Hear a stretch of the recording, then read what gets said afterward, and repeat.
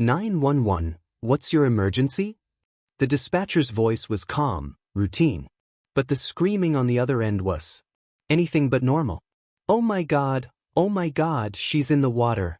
The gators got her. Please send help. The woman's voice cracked with hysteria. Ma'am, where are you? The dispatcher asked urgently. Blackwater Creek, the Old Shaw property, Emily's pond, her gator. Oh God, there's so much blood. The line crackled with static as splashing sounds echoed in the background. She's not coming up. She's not coming up. In the humid backwoods of Osceola County, Florida, where Spanish moss drapes from ancient cypress trees like funeral shrouds, what began as a peaceful morning swim would become a nightmare that would haunt an entire community forever. The morning sun had just begun to pierce through the thick canopy, casting dancing shadows across the dark water of a private pond that locals had whispered about for years. Emily Shaw was 34 years old, a wildlife enthusiast whose infectious laugh could fill a room and whose fearlessness with dangerous animals had made her a local legend. She had dedicated her life to rescuing and rehabilitating exotic animals that others had abandoned or mistreated. Her morning swims had been a ritual for the past 7 years, ever since she'd moved to the secluded property. She had no idea that on this particular Tuesday morning, the creature she'd raised from a hatchling would turn the water she loved into her grave. This is Emily Shaw's story. A story of misplaced trust, a 12-foot American alligator named Rex, and the moment when a woman's greatest love became her ultimate destruction. The attack that would unfold in those murky waters would challenge everything experts thought they knew about the bonds between humans and apex predators. You're watching Predator Chronicles, where we bring you the most shocking real-life animal encounters from around the world. If this story grips you, make sure to subscribe and hit the bell icon, because what you're about to witness will change how you see exotic pet ownership forever. This isn't just another animal attack story. This is a cautionary tale about the thin line between affection and instinct, between pet and predator. And for Emily Shaw, that line disappeared beneath the surface of a pond she thought was her sanctuary. Emily Shaw wasn't just another exotic animal owner who'd gotten in over her head. She was Osceola County's unofficial wildlife whisperer, a woman whose reputation for handling dangerous creatures had spread far beyond the boundaries of Central Florida. Her neighbors called her the Gator Lady, though never mockingly. There was too much respect in their voices, tinged with equal parts admiration and concern. Born in 1989 in the small town of St. Cloud, Florida, Emily grew up in a double-wide trailer on the edge of the Everglades with her grandmother, Rose. Her parents had died in a car accident when she was just 3 years old, leaving her in the care of a woman who spent her days nursing injured birds back to health. Emily's earliest memories were of helping her grandmother feed baby mockingbirds with eyedroppers and watching great blue herons recover in makeshift pens behind their home. That child had a gift, Rose would later tell investigators. Animals that would bite anyone else would eat right from her palm. It was like they could sense something in her that the rest of us couldn't see. Her passion for reptiles began at age 7 when she found a black racer snake trapped in a discarded soda can. But other children would have run screaming. Emily carefully cut the aluminum away with her grandmother's garden shears, speaking in soothing tones to the terrified creature. The snake never attempted to bite, lying still in her small hands as she worked. From that moment, her fate was sealed. She began reading every book about reptiles she could find at the St. Cloud Public Library, memorizing species names, habitats, and behaviors with an intensity that worried her teachers. By high school, Emily's bedroom had transformed into a miniature zoo. Terrariums lined every wall, housing everything from corn snakes to bearded dragons. Her grandmother, despite her initial reservations, supported Emily's passion, recognizing it as something more than a teenage phase. Emily volunteered at the Central Florida Zoo every weekend, arriving before dawn to help with feeding times. The zookeepers were amazed by her natural ability to calm agitated animals. She had this way about her, Remember Dr. Patricia Morse, the zoo's head veterinarian? A 6-foot iguana that would whip anyone else with its tail would climb right onto Emily's shoulder like a house cat. After graduating from Osceola High School in 2007, Emily shocked everyone by turning down a full scholarship to the University of Florida's veterinary program. Instead, she used her grandmother's life insurance money, left to her when Rose passed away from cancer that summer, to purchase 20 acres of undeveloped land deep in the Florida backwoods. The property came with a natural spring-fed pond, surrounded by cypress trees and saw palmettos. To Emily, it was paradise. To everyone else, it looked like a mosquito-infested swamp where someone could disappear and never be found. Friends describe Emily as fearless to the point of recklessness, but never careless. Sarah Winters, who knew Emily for 15 years, recalls countless moments that should have served as warnings. She'd free-handle venomous snakes like they were garden hoses. I once watched her pull a 6-foot rattlesnake out from under her porch with her bare hands. When I freaked out, she just laughed and said, "Sarah, they're more scared of us than we are of them." But that was Emily. She genuinely believed she had some kind of connection with these animals that made her invincible.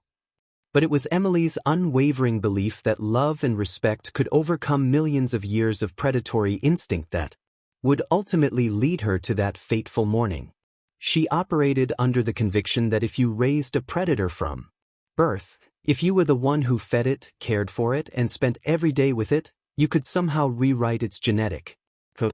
She used to say that there were no bad animals, only misunderstood ones. Her neighbor, Tom Bradley, remembered. She'd get angry when people called her alligators dangerous. "They're not dangerous," she'd say. "Just being what nature made them to be. If you respect that, they'll respect you." I guess she really believed that. Emily had worked as a freelance wildlife handler for film productions and educational programs, bringing her rescued animals to schools and nature centers. She was known throughout Florida for her educational shows where she'd casually drape pythons around her neck while teaching mesmerized children about conservation. Her YouTube channel, Emily's Exotics, had over 100,000 subscribers who tuned in weekly to watch her interact with her collection of rescued reptiles. She was particularly famous for her swimming videos with Rex, her American alligator, which regularly garnered millions of views. Yet those who knew Emily best would later say that her confidence had been evolving into something more dangerous. Complacency. Her ex-boyfriend, Michael Torres, who had left her 2 years before the attack because he couldn't handle what he called her death wish, put it bluntly, Emily had been lucky for so long that she'd forgotten it was. She thought she was special, that the rules of nature didn't apply to her. I loved her, God, I loved her so much, but I couldn't watch her play Russian roulette every day. The worst part is she made you believe it too. When you were with her, seeing how these animals responded to her, you'd start to think maybe she really was different. Maybe he really could do the impossible. American alligators are living remnants of the age of dinosaurs, apex predators that have remained virtually unchanged for over 8 million years. In the wild, they are solitary, territorial creatures with a bite force of 2,960 pounds per square inch, enough to crush a watermelon like a grape.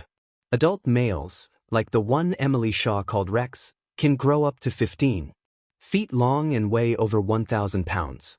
Their natural behavior includes death rolling, a spinning maneuver used to disorient and drown prey, and they can remain motionless for hours before striking with lightning speed.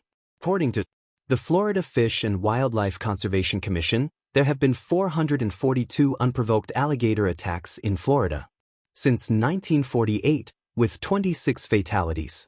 These statistics didn't deter Emily Shaw. If anything, they motivated her more. The alligator that would change Emily's life forever was anything but ordinary. Rex was a massive bull alligator, measuring 12 feet 3 inches from snout to tail and weighing approximately 850 pounds. His hide was a deep obsidian, black, scarred from territorial battles before Emily found him.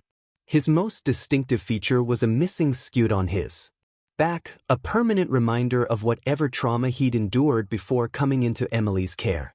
When Emily first encountered Rex, he was just a 2-foot hatchling tangled in fishing line near Lake Tehopekaliga, slowly starving to. It was September 2016 when Emily discovered the young alligator during one of her regular wildlife surveys. The fishing line had cut deep into his jaw, preventing him from eating. Most people would have called wildlife control, but Emily saw an opportunity.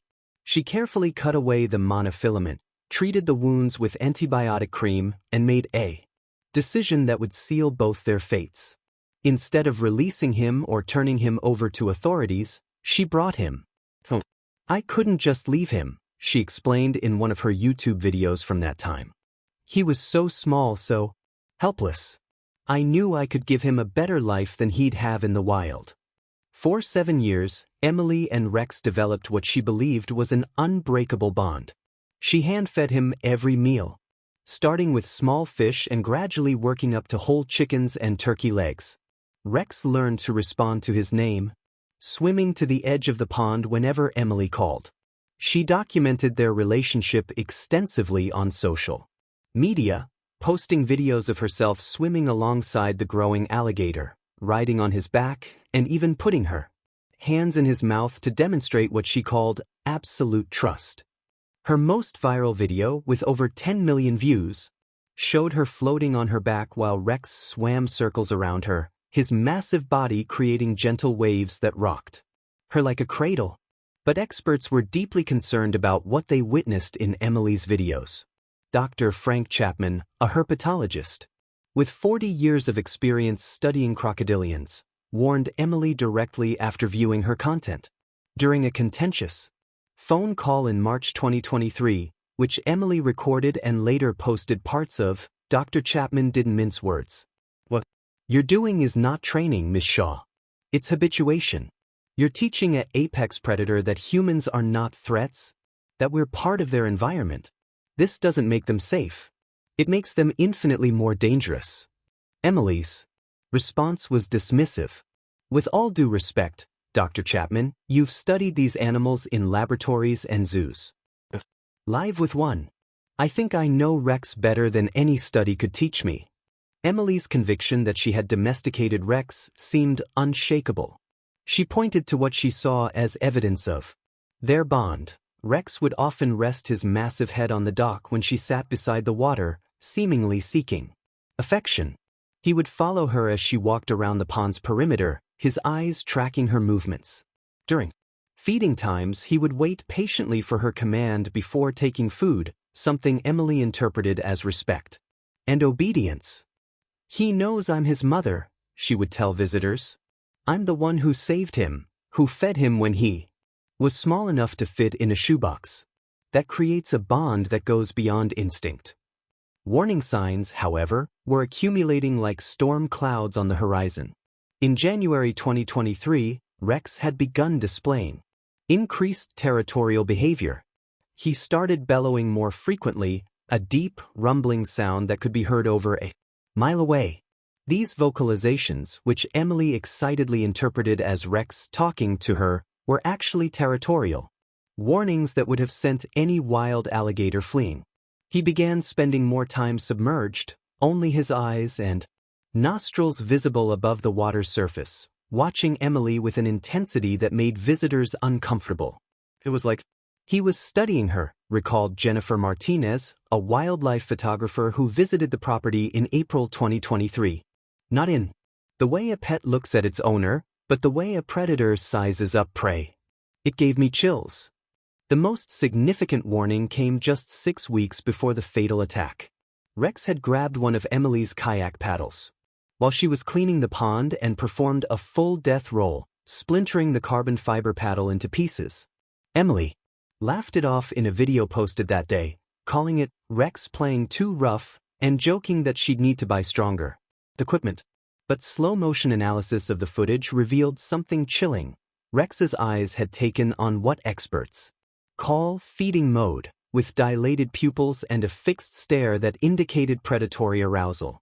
Dr. Rebecca Morris, animal behaviorist who reviewed the footage, stated, That wasn't play behavior. That was practice. He was rehearsing the exact motion he would later use on Ms. Shaw. Still, Emily refused to see the danger accumulating around her like quicksand. When Osceola County Animal Control Officer James Hewitt visited the property in May 2023 following multiple concerned citizen reports, Emily was defiant. She met me at the gate and wouldn't even let me see the pond, Hewitt wrote in his report. She kept insisting that Rex was basically a scaly dog, and that people didn't understand their relationship. She showed me videos on her phone of her swimming with the alligator as if that proved it was safe. When I tried to explain the legal liabilities and dangers, she accused me of persecution and threatened to sue for harassment. Hewitt's report concluded with a prophetic warning. Subject is in complete denial about the danger posed by an adult bull alligator.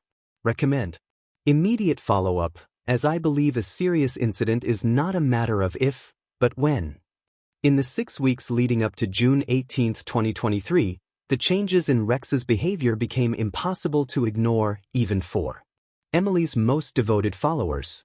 Her YouTube comment sections, once filled with amazement and admiration, began reflecting growing concern. The shift was subtle at first, manifesting in ways that Emily rationalized with increasingly desperate explanations. Rex had stopped coming when called immediately, sometimes taking minutes to respond, where he once appeared within seconds. When he did approach, his movements had changed from the lazy, almost casual swimming pattern Emily loved to show off, to something more deliberate and predatory. His tail would swish in powerful, agitated strokes, creating waves that splashed over the dock's edges. Dr. Frank Chapman returned to Emily's property on May 28, this time accompanied by 2 colleagues from the University of Florida's Crocodilian Research Center. His official report, filed with the Florida Fish and Wildlife Conservation Commission, stated in stark terms what he observed. The animal displays classic pre-aggressive behavioral patterns including prolonged submergence, tail thrashing, and what appears to be stalking behavior toward the subject. During our 2-hour observation period, the alligator maintained constant visual contact with Ms. Shaw and positioned himself strategically between her and deeper water on 3 separate occasions. This is textbook ambush predator behavior. Recommend immediate removal of either the animal or human from the environment. Emily's response to the report was to post a 45-minute video titled, "The Experts Don't Understand Rex," in which she systematically dismissed each concern while swimming within feet of the massive predator. Neighbors within a 5-mile radius had begun reporting disturbing changes. Tom and Patricia Bradley, whose property bordered Emily's to the north, lived close enough to hear Rex's vocalizations. The bellowing had gotten so much worse, Patricia later recalled, her voice still shaking months after the attack. It used to be maybe once a week, usually at dusk. But in those last few weeks, it was constant. 2, 3 in the morning, we'd wake up to this sound like thunder rolling across the water. My dogs would cower under the bed. Tom wanted to call the police, but Emily had been so hostile to anyone who questioned her. We were afraid of making things worse. The Bradleys weren't alone in their concerns. Mail carrier Robert Hutchins had stopped delivering packages to Emily's door, instead leaving them at the gate after Rex had charged at him from the water when he'd approached the house. Emily's family and friends had attempted multiple interventions. Her cousin, Maria Gonzalez, drove from Tampa on June 4th with Emily's aunt and uncle for what they hoped would be a breakthrough conversation. We sat her down in her living room, and we could see Rex through the window, just floating there watching the house, Maria recounted. We begged her. We cried. We showed her news articles about fatal alligator attacks. My uncle even offered to pay to have Rex relocated to a sanctuary where she could still visit him. Emily just kept saying we didn't understand, that Rex would die without her, that moving him would be cruel. She said, "You don't separate a mother from her child." That's when I knew we'd lost her to this obsession. But Emily had developed an elaborate psychological framework to justify her increasingly dangerous behavior.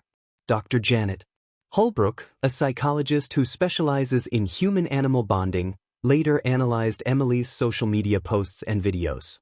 From this period, she was exhibiting what we call exception bias, the belief that established rules and patterns don't apply to your specific situation.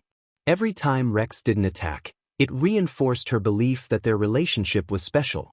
She'd created a narrative where she was the hero of her own story, the one person who could do what no one else could. It's an intoxicating delusion, and often a fatal one. Emily's posts from this period reveal someone doubling down on their beliefs rather than questioning them. She shared memes about people who don't understand true animal connections and wrote long captions about how fear-based thinking was preventing people from forming meaningful bonds with nature. Social media had become a battlefield. Emily's latest videos showed increasingly risky behavior, as if she was trying to prove her critics wrong through ever more dangerous stunts. On June 10th, she posted a video of herself hand-feeding Rex while standing waist-deep in the murky water, his massive jaws snapping shut just inches from her torso. The video garnered 50,000 comments within hours, many begging her to stop. Wildlife educator and YouTube personality David Martinez posted a reaction video that went viral, breaking down frame by frame why Rex's body language indicated imminent aggression. "Look at the way his tail is positioned," Martinez explained to his 2 million subscribers. "See how his back is slightly arched? That's not a relaxed alligator. That's a loaded weapon." Emily responded by blocking Martinez and posting a story calling him a jealous fearmonger who profits from spreading negativity. The final incidents before the attack painted a clear picture of an escalating situation. On June 15th, just 3 days before her death, Emily's security camera captured Rex attempting to grab her kayak while she was still in it, his jaws clamping down on the stern with such force that it left deep gouges in the fiberglass. Emily's laugh in the footage sounds forced, almost manic. "Someone's feeling playful today," she says to the camera, but her eyes dart nervously as she paddles quickly back to shore. The next day, June 16th, Rex refused to return to his usual basking spot after feeding, instead remaining in the deep water near Emily's favorite swimming area. When she tried to coax him away with food, he ignored the offering entirely, his gaze fixed on her with an intensity that even Emily seemed to find unsettling. What would be her final Instagram story? Posted that evening, she admitted, "Rex is being weird lately. I think it's just the heat. Gators get moody when it's this hot." On the morning of June 18, 2023, the weather was particularly oppressive. The temperature had already reached 89 degrees by 7 a.m., with humidity that made the air feel like breathing through wet cotton. Emily woke at her usual time, 5:30 a.m., and followed her established routine: coffee on the deck overlooking the pond, followed by her morning swim. Her best friend, Sarah Winters, had texted her the night before, begging her to skip her swim for a few days. Thus, until Rex calms down, Sarah had written. Emily's response was a laughing emoji followed by, "You worry too much. And I have a date with the sunrise." She posted a photo to her Instagram story at 6:47 a.m. showing the mist rising off the pond surface, captioned, "Paradise." It would be her last post. Everything was about to change forever. The stage was set for a tragedy that had been building for months, perhaps. All the warning signs had been there, written in the ancient language of predator and prey that Emily had convinced herself she could rewrite. But nature has its own grammar, and it was about to deliver its final, brutal sentence. Monday, June 18, 2023, 7:15 a.m. The morning air hung thick and heavy over Blackwater Creek, laden with moisture that made every breath feel labored. The temperature was already climbing past 90 degrees, and the humidity transformed the landscape into a shimmering mirage. Overhead, turkey vultures circled lazily, riding the early thermals. The pond's surface was glass smooth, disturbed only by the occasional bubble rising from the depths or the ripple of a bluegill breaking the surface.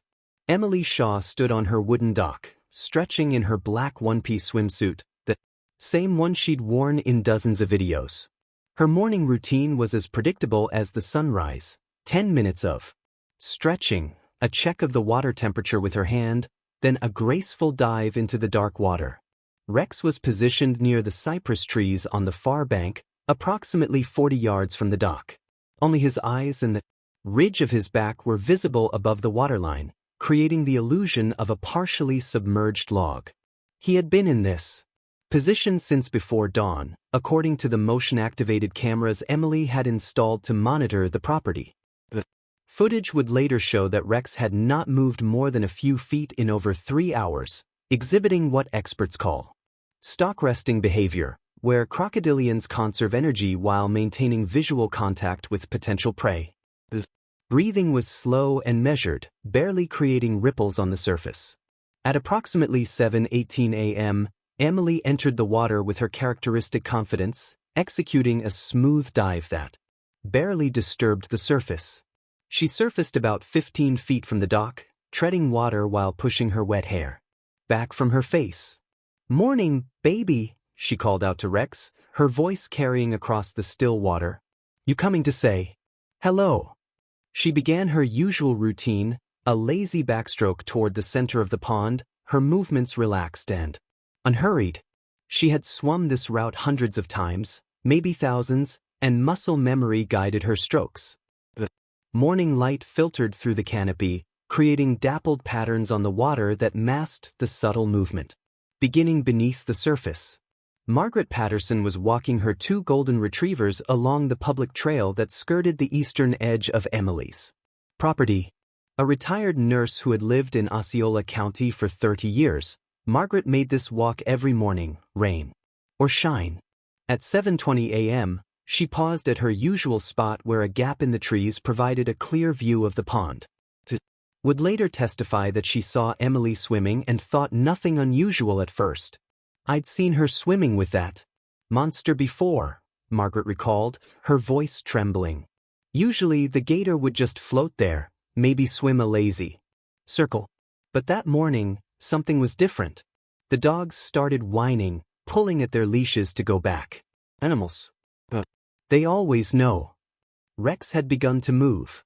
The security camera footage, enhanced by investigators, shows the subtle shift in his position. At 7:21 a.m., his powerful tail began to sweep slowly from side to side, propelling him forward with minimal surface disturbance. Alligators are capable of swimming up to 20 miles per hour in short bursts, but Rex moved with deliberate slowness, maintaining a speed that kept his approach nearly invisible. His body angle changed, lowering further into the water until only his eyes remained above the surface. This hunting technique, perfected over millions of years of evolution, allows alligators to approach prey undetected until they're within striking distance. Emily continued her backstroke, now approximately 60 feet from the dock and 30 feet from Rex's original position. Transitioned into a breaststroke, swimming toward her favorite spot near a partially submerged log where she often rested during her morning swims. As she moved, she called out again, "Rex? Where's my boy? Come on, don't be shy." Her voice held a slight edge of concern. In her hundreds of morning swims, Rex had always made his presence known. By now, either swimming openly toward her or bellowing a greeting. The silence was unusual, but Emily seemed to attribute it to what she'd been calling his moody phase. At 7:23 a.m., something caused Emily to stop swimming. The security footage shows her treading water, turning in a slow circle as if looking for something. Rex was now only 20 feet away, having closed the distance with predatory precision. Margaret Patterson, still watching from the trail, noticed Emily's changed demeanor. She stopped swimming and was looking around. "I remember thinking maybe she'd lost something in the water. Then I saw it, just a ripple, a V-shape moving through the water toward her. The dogs went crazy, barking and pulling. I knew something terrible was about to happen." The trigger moment came at 7:24 a.m. Emily, perhaps finally sensing Rex's presence, turned toward him just as he submerged completely. Alligators typically attack from below, using their powerful tails to propel themselves upward with explosive force. The last clear image from the security camera shows Emily's face changing from confusion to recognition to something approaching terror in the span of less than 2 seconds. She raised her hand as if to ward something off, opened her mouth to scream or speak, and began to stroke frantically toward the dock. Expert analysis would later reveal that Emily's sudden movement toward shore likely triggered Rex's predatory instinct. Dr. Stephen Martinez, a behavioral biologist specializing in crocodilian hunting patterns, explained, "Once an alligator has mentally shifted into predation mode, sudden movements trigger an automatic response. It's not a choice at that point. Millions of years of evolution take over. The prey is fleeing, and the predator must strike." Emily managed 3 powerful strokes toward safety before the water around her exploded into chaos. Margaret Patterson's frantic 911 call began at 7:24 and 47 seconds a.m. Her dogs were barking so loudly in the background that the dispatcher initially had trouble understanding her. "There's a woman in the water with an alligator. Oh God, he's got her. Send help to the Old Shaw property on Blackwater Creek Road. Hurry. The gator's got her." In the background of the call, captured by the sensitive emergency recording equipment, splash sounds and a single, cut-off scream can be heard. Then, at 7:25 and 2 seconds a.m., Margaret's voice rises to a near shriek. "She's gone under. She's not coming. Please send someone now." The water erupted with prehistoric violence as Rex launched himself upward from the depths, his massive jaws clamping down on Emily's right thigh with the force of an industrial hydraulic press. The impact drove her under. Immediately, her scream cut short as pond water flooded her lungs. In that first terrible instant, Rex's teeth, each measuring up to 3 inches long, punched through muscle and tissue, severing her femoral artery. The security camera captured the explosive splash and a brief glimpse of Emily's arm flailing above the surface before she disappeared into the churning water. Blood began spreading across the pond's surface like spilled ink, dark and ominous. In the morning light, Emily's survival instincts kicked in with desperate intensity.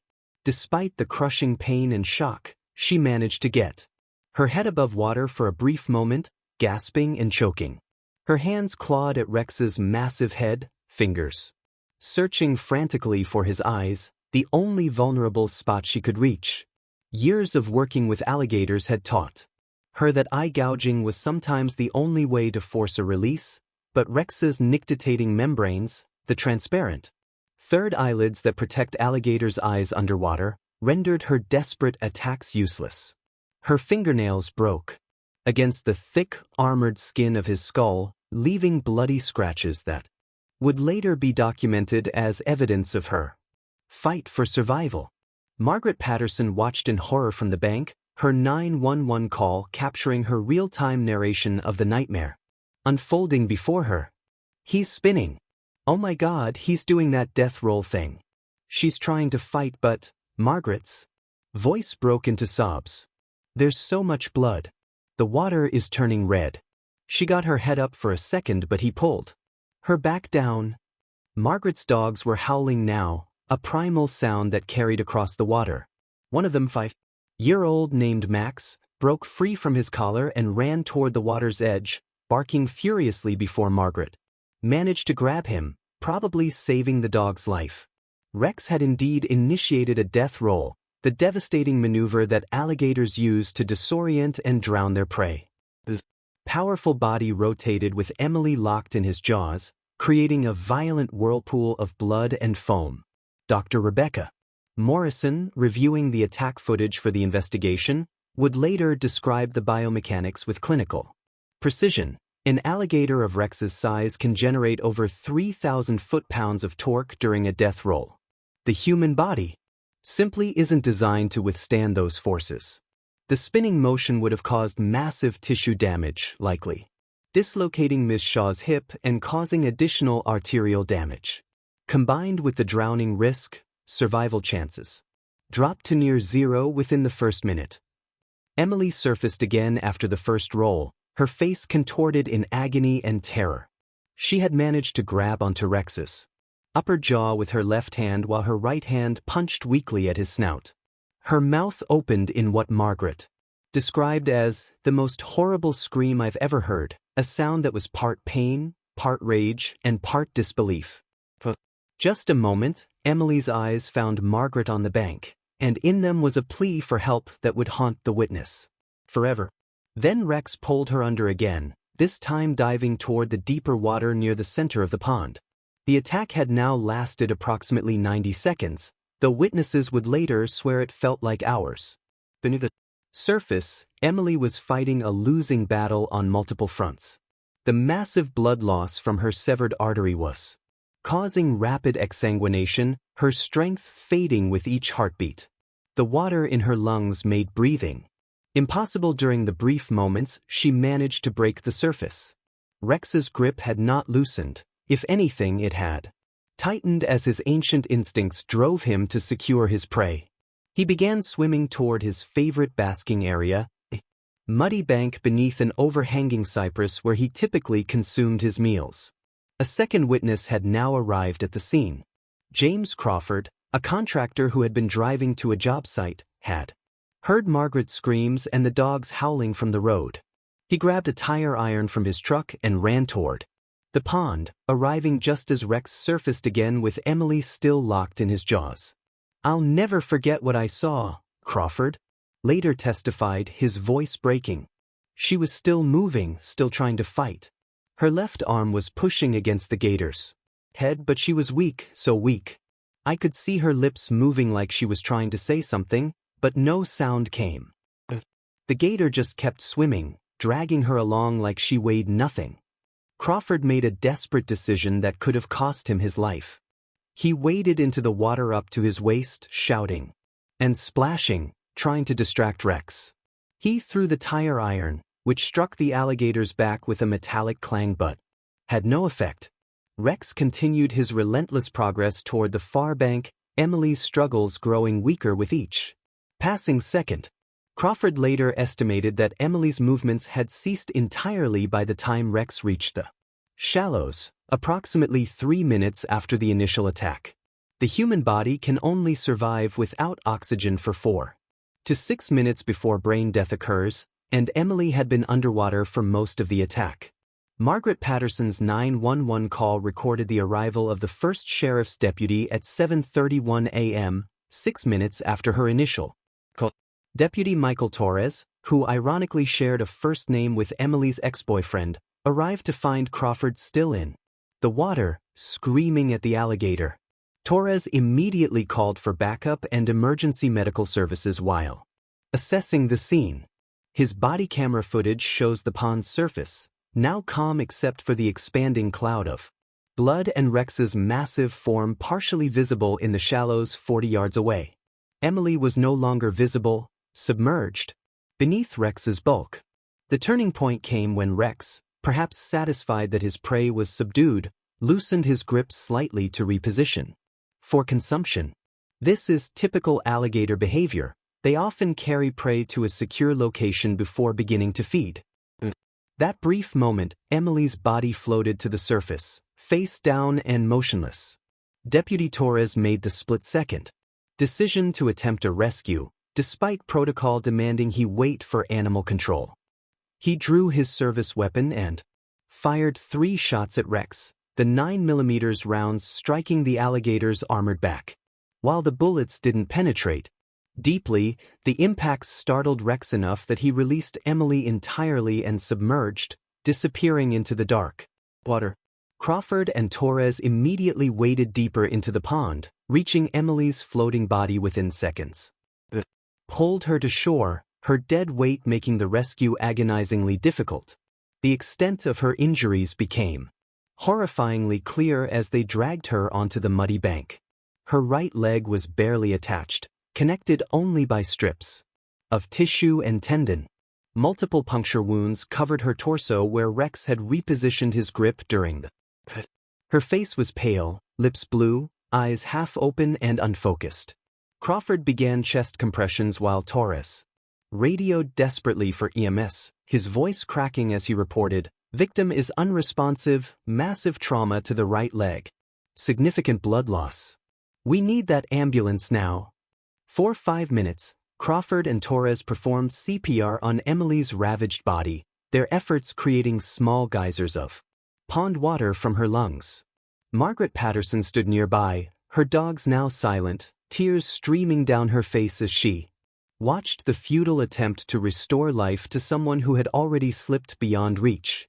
In the pond, Rex had surfaced again near the cypress trees, watching the activity on the shore with the patient stillness of a predator whose hunt had been interrupted but not forgotten. The morning that had begun with such familiar routine had transformed into a scene of primitive horror that would scar everyone present for the rest of their lives.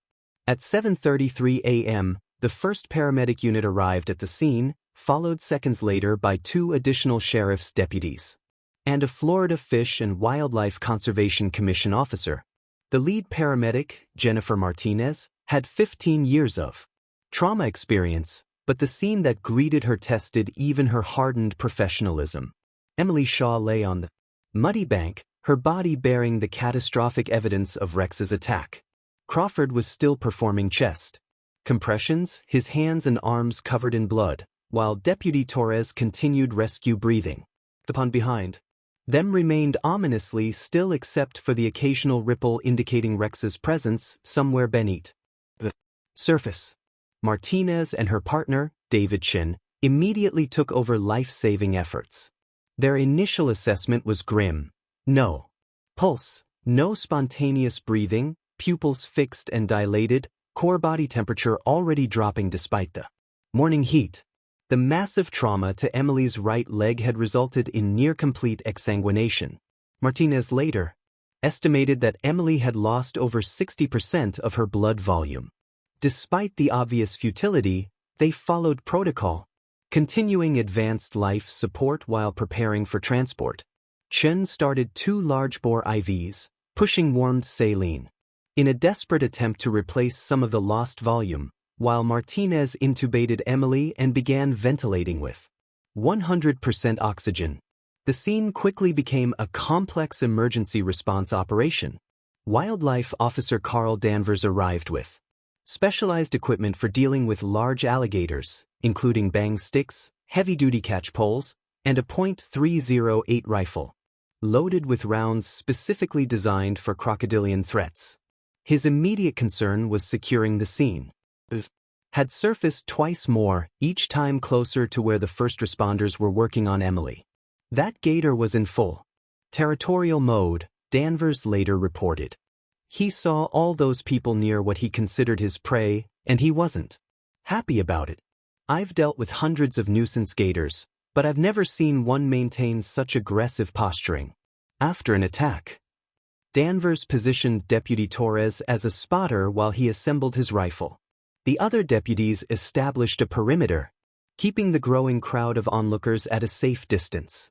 Word had spread quickly through the rural community, and neighbors were arriving, many in tears, some carrying their own weapons. Tom Bradley showed up with his shotgun, shouting that he'd known this would happen, and demanding to know why nobody had listened. The scene threatened to spiral into chaos until Sheriff Patricia Williams arrived and took command, her authoritative presence bringing order to the increasing mayhem. The challenge of removing Emily from the scene while Rex remained an active threat required careful coordination. Danvers maintained overwatch with his rifle while the paramedics prepared Emily for transport. They had applied a tourniquet high on what remained of her right thigh, though blood loss had already slowed to a trickle due to cardiovascular collapse. The decision was made to move her to the ambulance immediately rather than attempt further stabilization on scene. 6 people lifted the backboard, moving quickly but carefully across the uneven ground while Danvers kept his rifle trained on the last spot where Rex had surfaced. As they loaded Emily into the ambulance, Rex made his final appearance of the morning. The massive alligator surfaced just 20 feet from the bank, his head and back fully visible, seemingly watching the proceedings with prehistoric calm. Several witnesses later described feeling like he was guarding his territory, ensuring the humans were leaving. Danvers had a clear shot but held fire, knowing that killing Rex now would complicate both the investigation and the recovery of any additional evidence. Instead, he fired a warning shot into the water near Rex, causing the alligator to submerge and retreat toward deeper water. The ambulance departed at 7:42 a.m., running lights and sirens for the 15-mile journey to Osceola Regional Medical Center. Inside, Martinez and Chin continued their efforts, though both knew they were essentially transporting a body, rather than a viable patient. The cardiac monitor showed only the artificial rhythm created by the mechanical CPR device they'd attached. Emily's skin had taken on the waxy, pale appearance of profound shock and blood loss. Later described the ride as the longest 15 minutes of my career, knowing we were going through the motions for a woman who was already gone, but also knowing we had to try everything. Back at the scene, the immediate danger had passed, but the complex task of securing the area was just beginning. Wildlife officers established a 100-foot safety perimeter around the pond while additional units arrived with specialized equipment. The decision had been made at the state level. Rex would need to be captured or killed, both for public safety and to recover potential evidence. A specialized alligator trapping team was en route from Orlando, bringing heavy-duty equipment designed for dealing with large, aggressive specimens.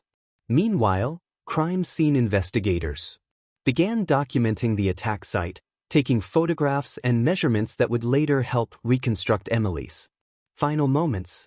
Witnesses were separated and interviewed while their memories remained fresh. Margaret Patterson, still in shock, provided investigators with her cell phone, which contained photos she'd taken of Emily swimming just minutes before the attack. Crawford's clothes were photographed and collected as evidence, his brave but futile rescue attempt having covered him in biological material that would prove crucial for the investigation. The tire iron he'd thrown was retrieved from the shallows by officers using long poles, unwilling to enter water where a territorial alligator lurked. The media had begun arriving, with news vans setting up just outside the police perimeter. The story of a woman killed by her pet alligator was already spreading across social media, with Emily's own videos being shared alongside breaking news alerts. Sheriff Williams established a command post in Emily's driveway, coordinating between multiple agencies. While managing the growing media presence, she assigned Deputy Torres, still shaken from the rescue attempt, to notify Emily's next of kin before they learned about the tragedy from the news. At 8:15 a.m., Emily Shaw was pronounced dead at Osceola Regional Medical Center. The emergency department team, led by Dr. Robert Harrison, had continued resuscitation efforts for 15 minutes after her arrival, but the outcome was never in doubt. The official cause of death would later be listed as exsanguination due to massive trauma, with drowning as a contributing factor. Dr. Harrison's clinical notes described injuries consistent with a large alligator attack, including multiple penetrating wounds, tissue avulsion, and traumatic amputation. Emily had been dead before she even left the pond, her body's final struggles merely the reflexive actions of a nervous system shutting down. Back at Blackwater Creek, the trapping team had arrived and begun the delicate process of locating and securing Rex. Using Emily's own feeding routine against him, they set up baited lines in his favorite areas, each hook strong enough to hold a 1,000-pound alligator. Wildlife Officer Danvers coordinated with a drone operator to maintain aerial surveillance of the pond, tracking Rex's movements as he patrolled his territory. The massive alligator seemed agitated, swimming in patterns that experts recognized as territorial display behavior. He had defended his domain against the human intrusion and was now ensuring no threats remained. The bitter irony was not lost on the assembled officers. Rex was behaving exactly as a wild alligator should, despite years of Emily's attempts to convince herself otherwise. Emily Shaw died at 8:15 a.m. on June 18, 2023, but the ripple effects of her death would spread far beyond that sterile hospital room. The emergency department at Osceola Regional Medical center had done everything possible, but the trauma surgeon's notes painted a stark picture: massive tissue loss and vascular damage inconsistent with life. Patient had lost an estimated 4.5 liters of blood. Right femoral artery completely severed. Multiple penetrating wounds to torso. And extremities consistent with large alligator bite patterns. Drowning complicated by massive hemorrhage. Harrison's team had pushed 12 units of blood products in their futile attempt at resuscitation, knowing even as they worked that they were fighting a battle already lost. When they finally called time of death, several nurses were crying, shaken by the savage nature of Emily's injuries and the senselessness of her death. Maria Gonzalez, Emily's cousin, was at work at a Tampa insurance office when she received the call from Deputy Torres. She later described the moment as surreal, like being underwater where sounds were muffled and time moved. Strangely, he kept saying alligator attack and didn't make it, but my brain couldn't process those words together with Emily's name. I kept asking him to repeat himself, thinking I was misunderstanding. Even when I finally comprehended what he was saying, part of me was sure it was a mistake. Emily was invincible around those animals. If anyone could survive an alligator attack, it would be her. Maria drove the 2 hours to Osceola County in a daze, calling family members through tears, each conversation making the reality more concrete and unbearable. Rex's fate was sealed the moment Emily's body left the pond. By 2 p.m. that afternoon, the specialized trapping team had successfully hooked him using the baited lines. The massive alligator fought for over an hour, his powerful tail thrashing the water into foam as he tried to break free. Wildlife officers estimated his weight at closer to 900 pounds, based on the equipment strain. When they finally subdued him using multiple catch poles and a specialized trailer, Rex exhibited the same aggressive behavior that had characterized his final weeks. Officer Danvers, supervising the operation, noted that Rex showed no signs of the supposed domestication Emily had claimed.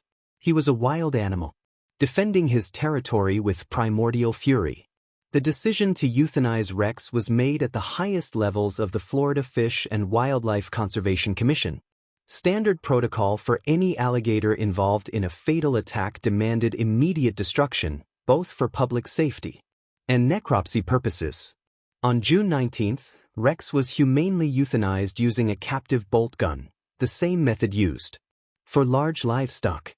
His stomach contents would later reveal not only evidence from the attack but also several non-digestible items including jewelry and fabric that Emily had likely worn during previous swims. The necropsy found Rex to be in excellent health, well-fed, with no signs of disease or abnormality that might have triggered unusual aggression. He was simply an apex predator behaving according to his nature. The investigation findings, released 6 weeks after Emily's death, painted a comprehensive picture of preventable tragedy. The 47-page report detailed multiple violations of Florida wildlife regulations, including illegal possession of a Class II wildlife species without proper permits, failure to maintain required safety barriers, and creating a public safety hazard. More damning were the documented warnings Emily had received and ignored. Investigators found emails, voicemails, and official notices dating back 3 years, all warning of the dangers Rex posed. The report's conclusion was blunt. Ms. Shaw's death was the predictable result of maintaining unsafe proximity to a large predator while systematically ignoring expert warnings and established safety protocols. Emily's family struggled with grief complicated by anger and guilt. Her aunt, Carmen Rodriguez, spoke at a press conference 2 weeks after the funeral, her voice breaking as she addressed the media circus surrounding her nieces. Emily was brilliant, passionate, and loved animals more than anyone I've ever known. But somewhere along the way, that love became something dangerous. We tried to save her from herself, but she was convinced she knew better. Now we're left with nothing but questions and regret. If sharing her story saves even one person from making the same mistakes, then maybe something good can come from this tragedy. The family established the Emily Shaw Wildlife Education Foundation, dedicated to promoting safe and responsible interactions with wildlife. The Osceola County community reeled from the shock of losing someone many had known since childhood. Memorial service at St. Cloud Community Center drew over 500 people, including many who had watched Emily's videos and felt they knew her personally. The service featured a slideshow of Emily throughout her life, carefully edited to focus on her humanitarian work rather than her interactions with Rex. Former classmates shared stories of the girl who had rescued injured birds at recess. Zoo colleagues remembered her dedication and natural gift with animals. But underlying the celebration of her life was an uncomfortable question. How had someone so knowledgeable about wildlife convinced herself she was immune to their dangers? The pond at Blackwater Creek became an impromptu memorial site. People left flowers, stuffed animals, and handwritten notes along the bank where Emily had died. Someone erected a wooden cross with her name and dates, though it was repeatedly knocked down by weather and possibly by those who felt Emily's death shouldn't be memorialized. The property itself became a legal nightmare. Emily had died intestate, and the exotic animals she'd been keeping, 3 pythons, 2 monitor lizards, and several venomous snakes, needed immediate relocation. The state had to step in, coordinating with legitimate wildlife sanctuaries to rehome the animals Emily had collected. Legal proceedings following Emily's death were complex and contentious. While criminal charges couldn't be filed against the deceased, civil proceedings examined whether others bore responsibility for allowing the situation to continue. The county faced scrutiny for not enforcing wildlife regulations more stringently after multiple complaints. Several neighbors filed a class action lawsuit claiming emotional distress and property devaluation due to the county's failure to address the danger Rex posed. The lawsuit was eventually settled out of court, with the county implementing new protocols for responding to reports of dangerous exotic animals.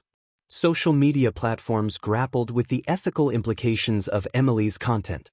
Her YouTube channel, with its hundreds of videos showing her swimming with Rex, became a lightning rod for debate about platform responsibility. Should sites allow content that, while legal when filmed, demonstrated potentially fatal behavior? YouTube eventually age-restricted all of Emily's videos and added warning labels about dangerous animal interactions. TikTok and Instagram removed several copycat accounts that had begun posting similar content, trying to capitalize on the tragedy. The phrase, "Don't be an Emily," briefly trended as a warning against overconfidence with dangerous animals, though Emily's family fought to have it removed as disrespectful. The lasting impact on exotic animal ownership legislation was significant. Florida State Representative Michael Chen introduced Emily's Law in the 2024 legislative session, requiring stricter permits, mandatory insurance, and regular welfare checks for anyone keeping Class II wildlife. The bill faced fierce opposition from exotic animal enthusiasts who argued that Emily's case was an outlier, not representative of responsible owners. After months of debate and amendment, a watered-down version passed, increasing penalties for unpermitted ownership but stopping short of the comprehensive reform advocates had hoped for. Emily's death had changed some things, but perhaps not enough to prevent future tragedies. Dr. Stephen Holbrook, one of the world's foremost authorities on crocodilian behavior with over 35 years of field research across 6 continents, was called in to provide expert analysis for the official investigation into Emily Shaw's. His examination of the video evidence, combined with Rex's behavioral history and necropsy results, painted a chilling picture of inevitable tragedy. What we saw in this case was a textbook example of predatory drift, Dr. Holbrook explained during his detailed testimony. Ms. Shaw had inadvertently created the perfect conditions for a fatal by habituating a large male alligator to human presence while simultaneously triggering feeding responses. Through regular provisioning, she essentially trained Rex to view humans as part of his food chain. The attack wasn't a matter of if, but when. Every swim she took was a roll of the dice, and on June 18, her luck ran out. Dr. Holbrook's analysis identified several critical behavioral indicators that preceded the attack. Rex's increased. Vocalizations in the weeks before were not, as Emily had interpreted, signs of affection or communication, but rather territorial warnings typical of mature bulls during breeding season. The June attack coincided with peak mating season. For American alligators, when testosterone levels in males can increase by up to 400%, dramatically amplifying aggressive tendencies.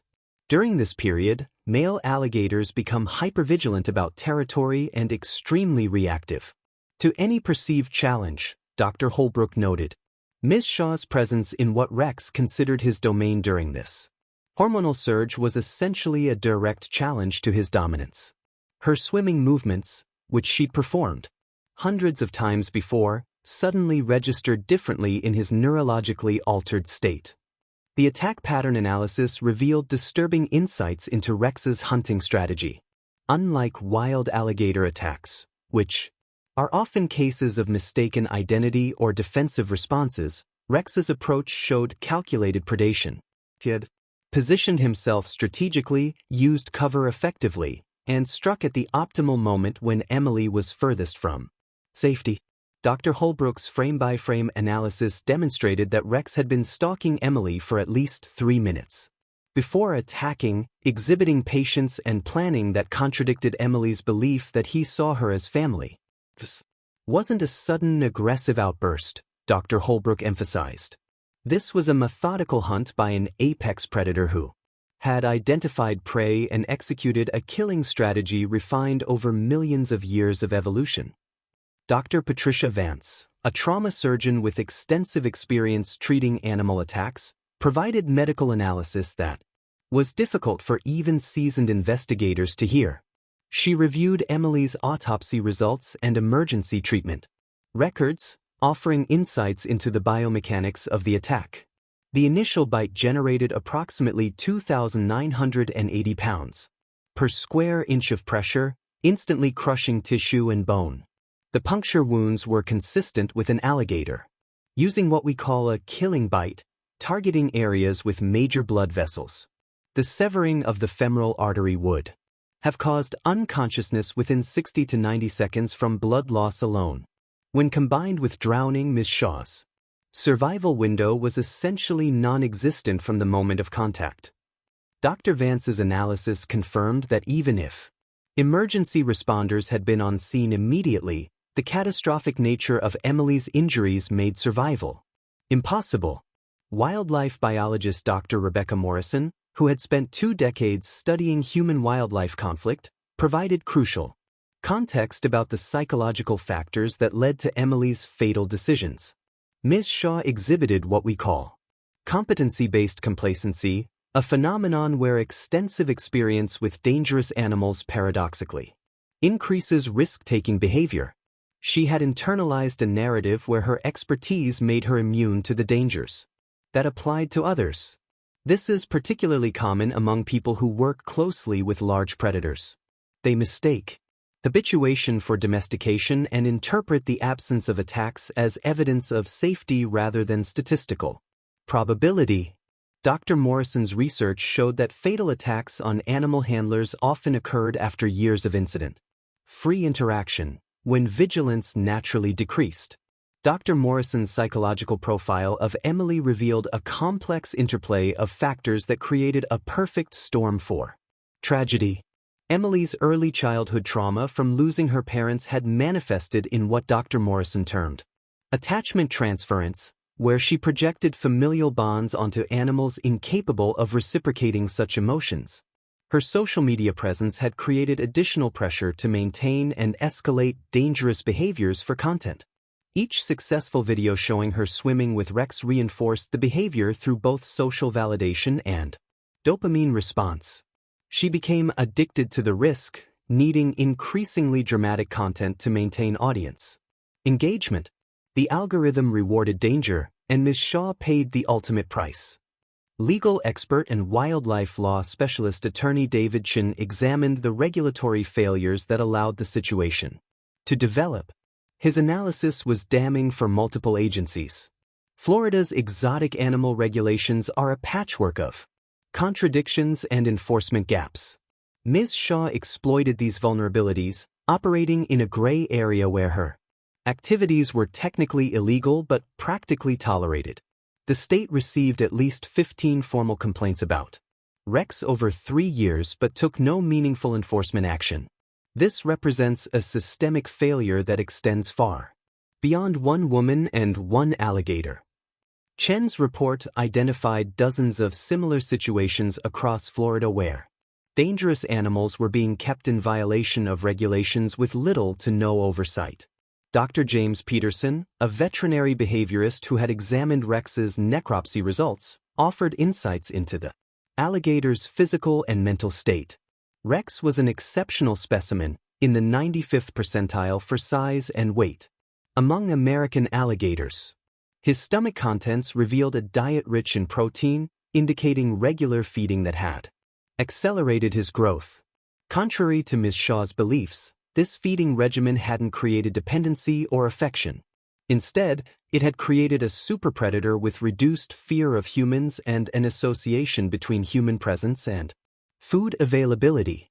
The necropsy found elevated testosterone levels consistent with breeding season and enlarged jaw muscles indicating recent increased use. Rex was primed for aggression, not affection. The comparative analysis conducted by the expert panel was particularly illuminating. They examined 12 similar cases over the past 2 decades where exotic animal handlers had been killed by animals they'd raised from infancy. In every case, the same patterns emerged: gradual habituation leading to complacency, dismissal of warning signs, and a fatal underestimation of instinctual behavior. Dr. Holbrook presented data showing that 87% of fatal exotic animal attacks occurred with animals the victim had interacted with for more than 2 years. Familiarity doesn't breed contempt in these cases, he explained. It breeds a false sense of security that inevitably proves fatal. Dr. Sarah Mitchell, a neuroscientist specializing in reptilian brain function, provided perhaps the most sobering analysis. Using advanced imaging techniques on preserved samples from Rex's brain, she demonstrated the fundamental impossibility of Emily's project. The reptilian brain lacks the neural structures necessary for the kind of emotional bonding Ms. Shaw believed she had achieved. The limbic system in crocodilians is primitive, focused entirely on survival behaviors, feeding, mating, and territorial defense.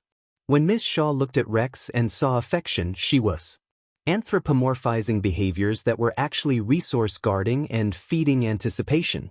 Rex's brain was incapable of love, loyalty, or any of the emotions Ms. Shaw attributed to him.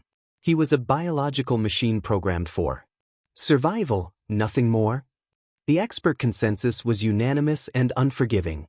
Emily Shaw's death was predictable, preventable, and ultimately meaningless. She hadn't died advancing scientific knowledge or protecting others. She had died because she convinced herself that wishful thinking could override millions of years of evolution. Dr. Holbrook's final statement to the investigation board was particularly pointed. Ms. Shaw was intelligent, experienced, and genuinely loved animals. But she committed the cardinal sin of wildlife work. She believed her own mythology. She thought she was special, that the rules didn't apply to her, that she had achieved something no one else could. This narcissistic delusion cost her life and traumatized everyone who witnessed or responded to her death. The tragedy isn't just that she died, but that she died for nothing, teaching us only what we already knew: apex predators cannot be pets, and nature always wins. Emily Shaw's tragedy teaches us the ultimate lesson about the dangerous delusion of human exceptionalism when it comes to apex predators. She was a woman who possessed extraordinary knowledge about reptiles, who had dedicated her life to understanding and caring for creatures most people feared, but she made the fatal mistake of believing that expertise could transcend the fundamental laws of nature.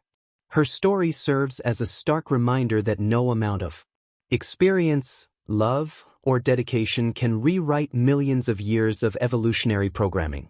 In those final terrifying moments in the water, Emily discovered what every expert had tried to tell her: there are no special relationships with apex predators, only statistical probabilities that eventually run out.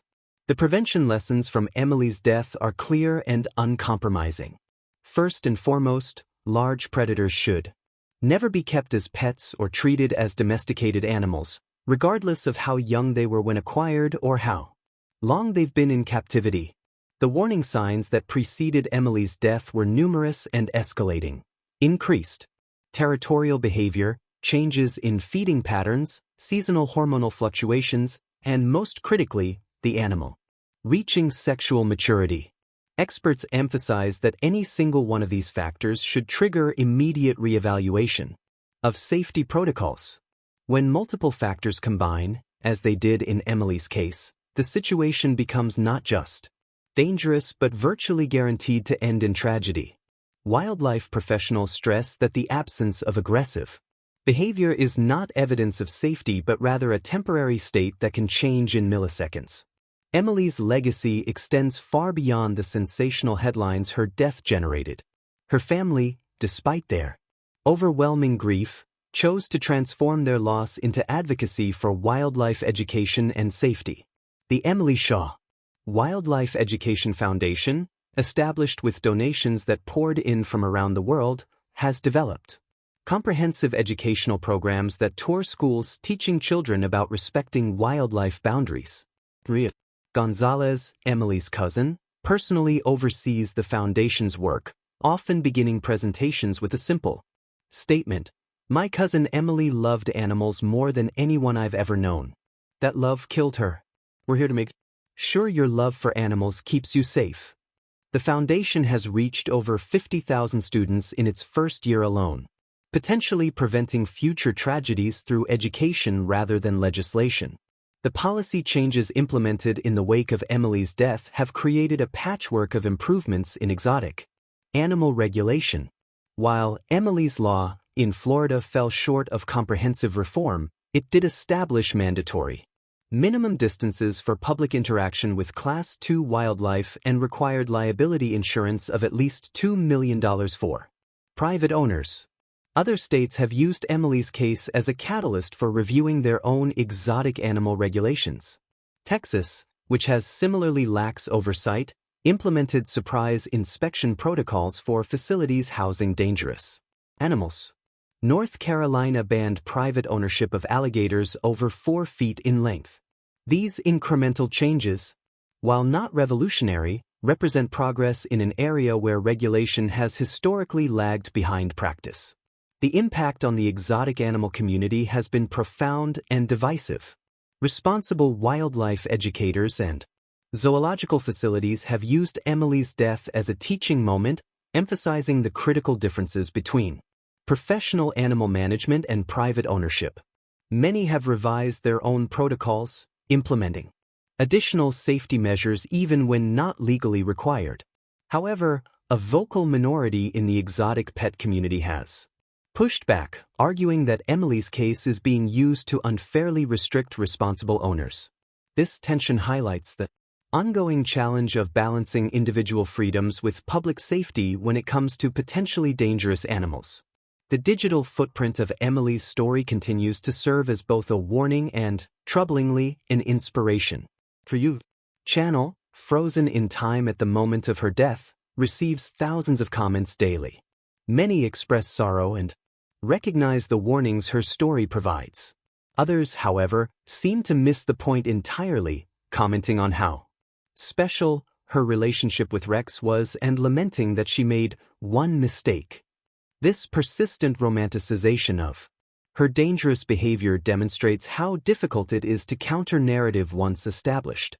Social media algorithms, designed to promote engaging content regardless of its safety implications, continue to recommend similar videos of people interacting dangerously with wild animals. Dr. Stephen Holbrook, reflecting on the case 1 year later, offered a sobering final assessment. Emily Shaw's death changed some regulations and opened some eyes, but I fear it hasn't fundamentally altered the human tendency to believe we're exempt from natural law. Right now, somewhere, someone is swimming with a predator, convinced they're different, special, bonded. They've watched Emily's videos and think they understand why she died and why they won't. This is the eternal human tragedy. We learn facts but not wisdom. We see others fall but believe we won't. Emily's death should have ended the exotic predator pet trade entirely. Instead, it's merely become a cautionary tale that too many believe doesn't apply to them. The community around Blackwater Creek has slowly healed from the trauma of that June morning. Where Emily died has been drained and filled, the property sold to developers who will build suburban homes where Rex once hunted. Margaret Patterson, the woman who witnessed the attack, still suffers from nightmares and has undergone therapy to process the trauma. I see it every time I close my eyes, she says quietly. That moment when their eyes met, when Emily realized what was happening. The disbelief. No one should have to see another human being die like that.